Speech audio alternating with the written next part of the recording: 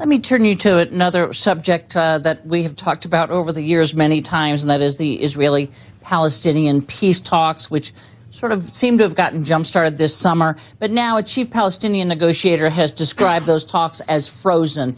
Tell me your description of where these talks are. Well, I hope that we can get them finally to an agreement, because we need peace.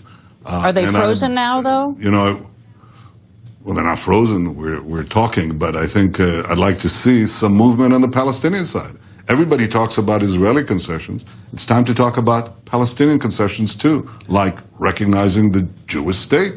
You want us to recognize a Palestinian state for the Palestinian people. How about recognizing a Jewish state for the Jewish people? Sure. But peace is a two-way street. It requires Palestinian concessions alongside Israeli ones. The real question is, do the Palestinians want peace with Israel?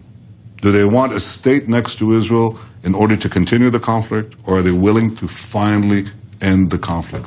That's what we dream about. And by the way, that's what we dream about with everyone. We'd like to see it with Iran, too.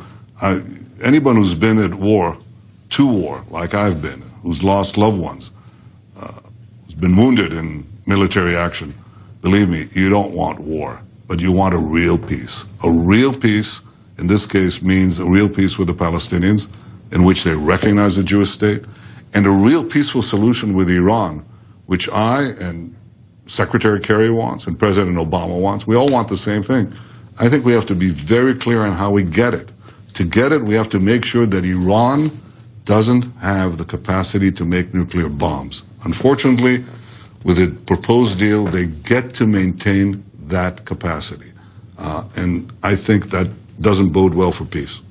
Prime Minister Benjamin Netanyahu, thanks for joining us this morning. Thank you. Thank you, Candy.